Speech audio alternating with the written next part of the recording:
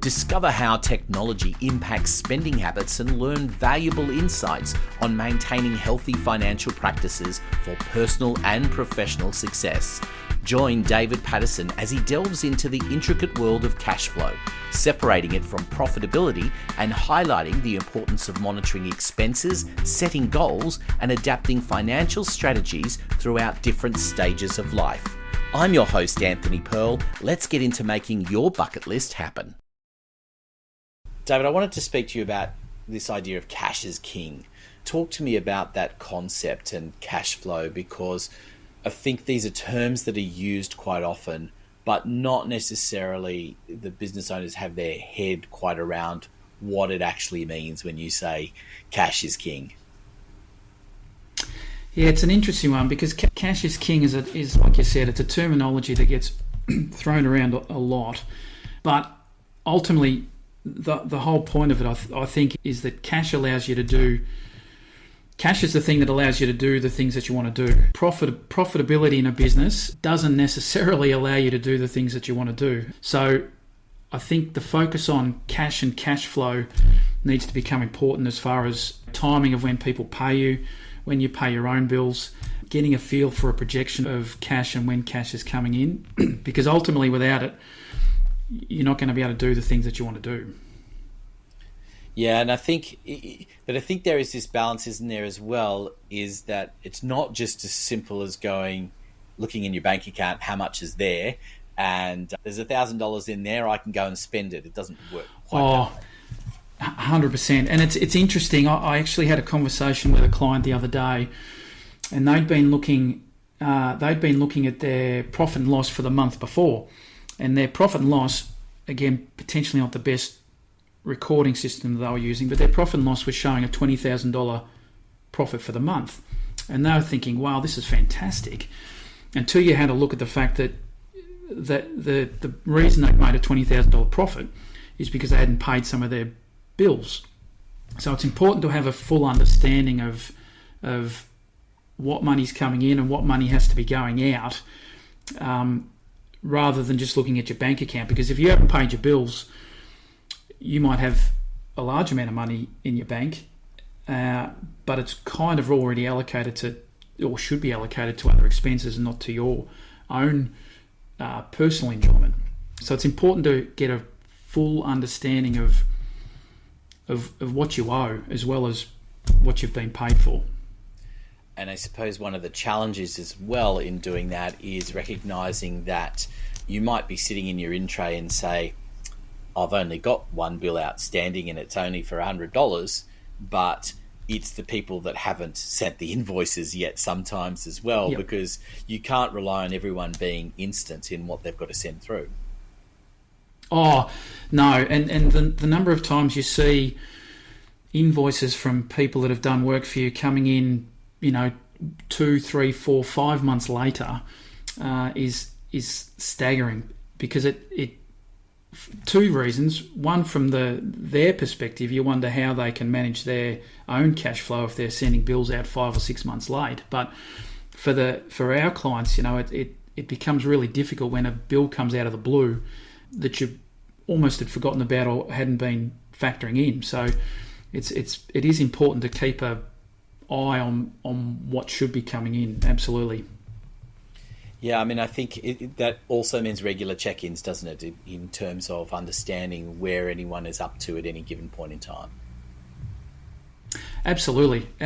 Which is why it's important to make sure that your bookkeeping is constantly up to date and to the last minute, because it can be, your cash flow can blow out of the water in a heartbeat if you're not keeping on top of it. And once your cash flow becomes sort of difficult, it then becomes really, really hard to catch it back up again and get back in front. You've almost got to work twice as hard to get back to where you were.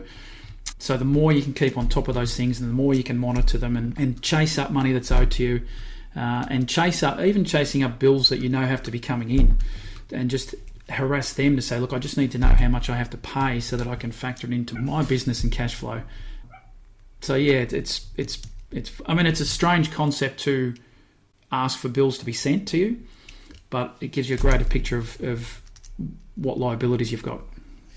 Yeah, and I suppose you have also, I imagine also over the years that you've got lots of stories of people that have come in that have had absolutely no visibility on what's coming and going, through to those that I imagine are a bit more efficient in that. How difficult is it when you see dealing with a business and they've come in and things are really a long way behind? Because I imagine there's plenty of people sitting out there listening at the moment going, yeah, we're probably in that bucket of people who haven't been really granular in what they're doing.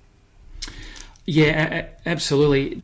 Well, I had a meeting with a client just yesterday about this, and they were really stressing. The biggest stress for them was the fact that they had all these unpaid bills, but the problem that they had was that they didn't know how much those unpaid bills were. They just knew that collectively there was some here, there was some there.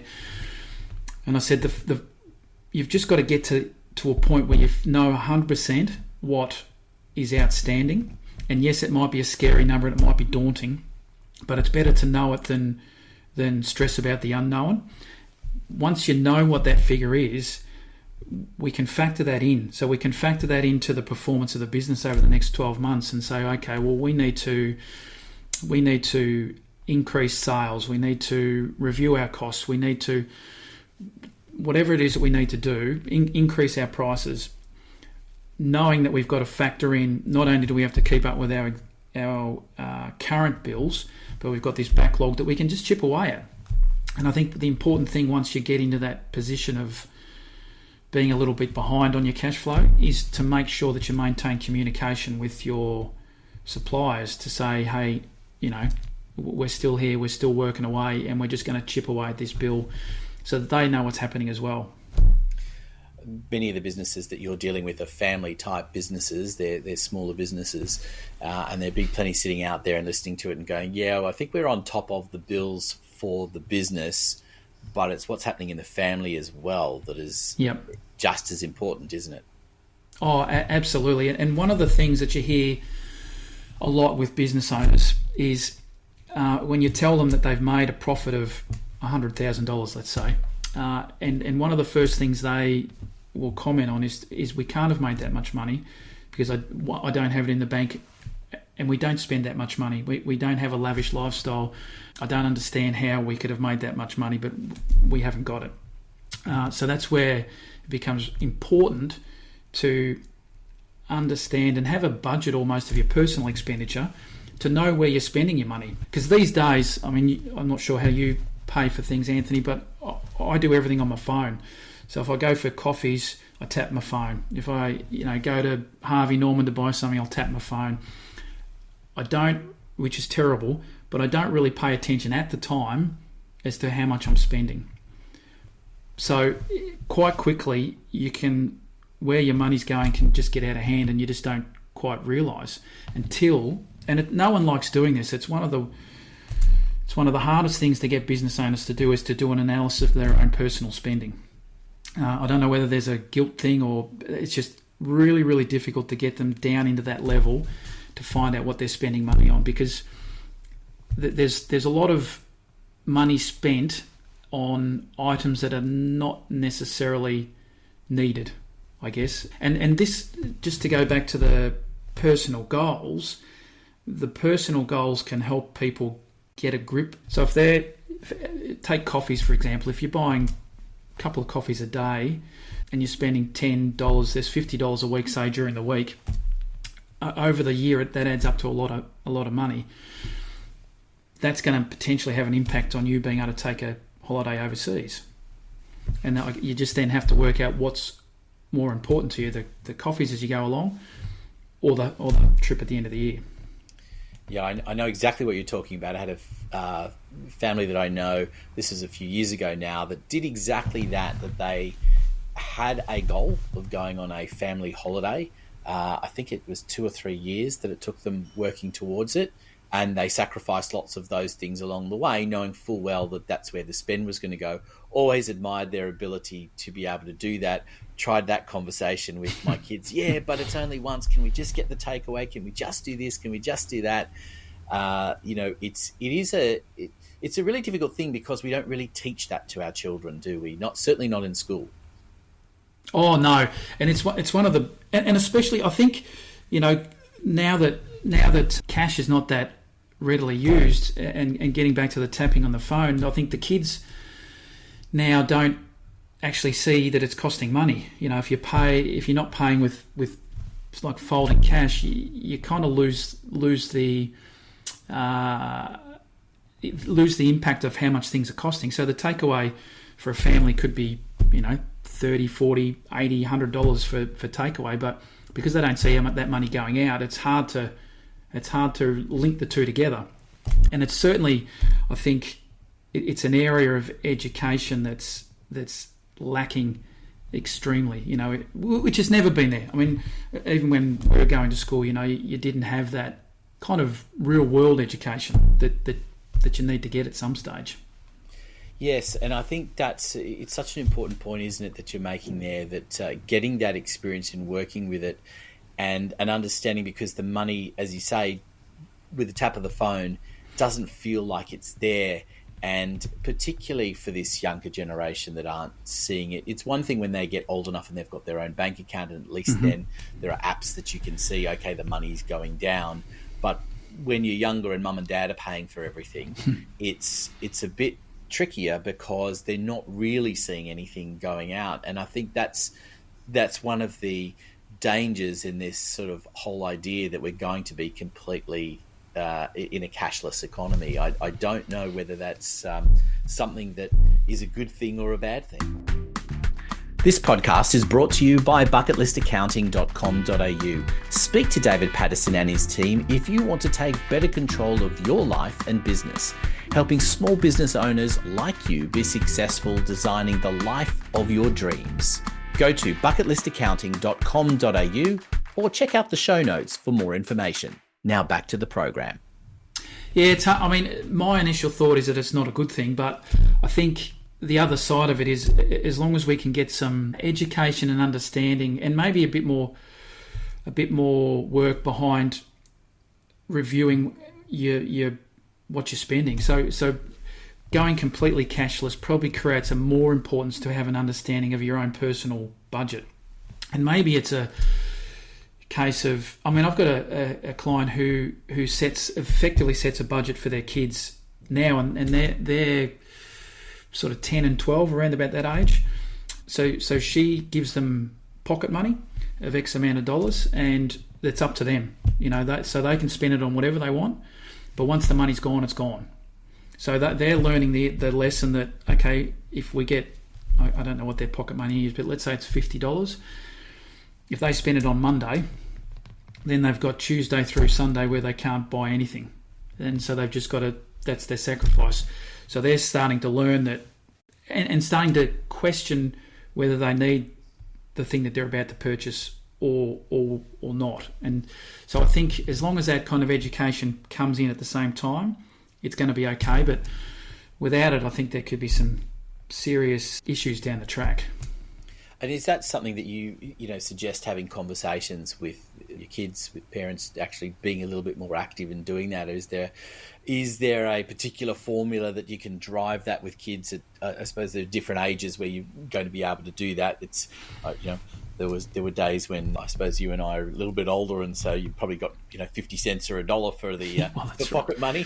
Not the $50. $50 would have been nice. No. We got a lot of lollies in those days. It certainly would have. But it's, how do you actually get parents to implement those things? Because it does have a flow-on effect. Oh, absolutely it does. And I think the earlier you can do it, the better off you are. But I also think that if you're working around your personal goals as a family, so you're deciding about what's important between all of you, about what you want to be doing over the next 12 months, 2 years, or 6 months, say, if kids are younger, then you can start to tie their spending back to what it is that they want to do, and get them to start to question whether what they're feeling is essential at the time. Is it really essential? Is it really essential, younger kids, to go and buy that? I don't know what young kids buy now, but whatever it is, is that important? And would you rather that than miss out on a new bike in 6 months' time? So you're starting to get them thinking from an early age about their goals and effectively budgeting to make sure that they achieve them. Absolutely. And but I suppose on the flip side of that, as you start delving into businesses, I bet you have a few stories about where people are spending their money and been a bit shocked about how much they're spending on certain things, and maybe even the families and the people have been equally shocked when they've realised how much they're spending on certain things. Oh, absolutely, and I think that's why that a lot of them have a reluctance to actually dig in and work out what they're spending their money on, because in a lot of, and I think there's potentially also an element of a form of guilt attached to it as well, because they don't want to be seen to be spending lavishly, and so their thought they build into their mind that they're not big spenders. They don't spend a lot of money on things that they shouldn't be, or not shouldn't be, but on luxury items. They're not doing that. But when you start to break it down, the level of shock that a lot of people have when they suddenly go, wow, we actually do spend a lot of money on that. It's very much an eye opener that they've never had to do before. So we could be talking about people in their 40s and 50s who have never actually sat down and analysed their spending, and they suddenly realise all the money they're spending on entertainment, or all the money they're spending on going out, whatever, the clothes. And it's not to say they can't do that. I mean, I'm not here to sort of say you've got to scrimp and save and not do those things, but I think it's with an understanding of the bigger picture and how that can impact on the bigger things in life. Yes, because we do live in a world where this concept of set and forget is employed by many businesses, various pay TV type scenarios, music online, all of those ones where you agree to terms and conditions and suddenly you're paying, and those add up. Absolutely, they do. And if I just look at ours, we've got Spotify, Stan, Netflix, Disney, and there's probably a couple that I'm missing that we do as well. And because they're all only, $15, $20 a month, you tend not to think about them too much. But when you then sit down and go, hang on, that $15, $20 a month is actually $120 a month. That's $1,000, $1,200 a year. Suddenly it becomes a lot of money, and you then start to go, well, hang on, we only ever watch Disney once a month. Do we need to do it? And I think it gets back to that thing, because you're not actually having to pay for it, because it just comes out of your bank account automatically. You tend to, like you say, forget about it and don't think again of it. But if you sit down and review and analyse it, then you'll get an understanding. And I think that's the main thing to have, is an understanding of where your money's going. You might be happy with where your money's going, and that's fine, but at least there's no surprises. And I think the other thing, just to sort of wrap up this conversation, is to ask about time of life consideration, because goals change, right? And kids get older, you get older. It's not a case of just doing this once, is it? You have to keep reevaluating. Oh, this process is a continual process all the way through till the end, effectively. So you're right. I mean, goals, not only do goals change, but you achieve goals.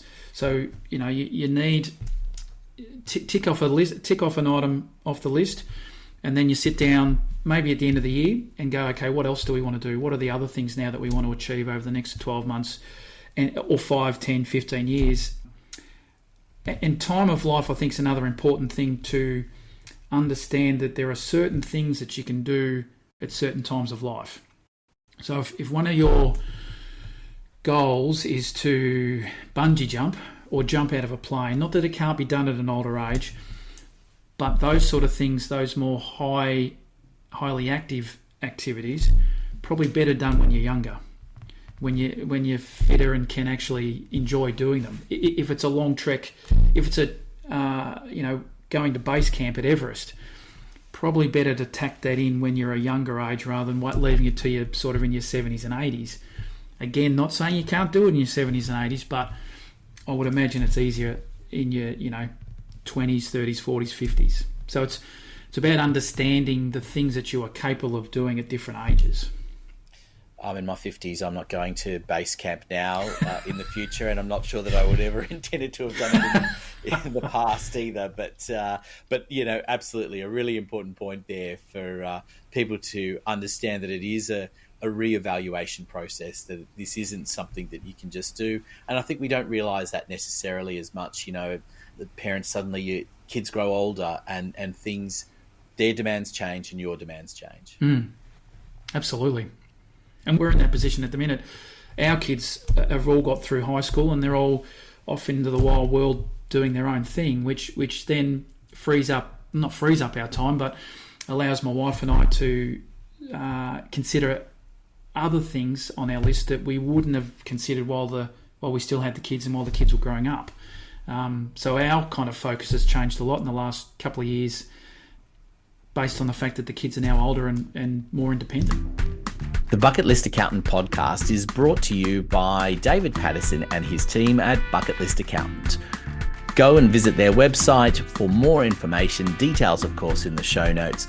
I'm Anthony Pearl, your host from Podcast Done For You. We look forward to having your company in the next episode.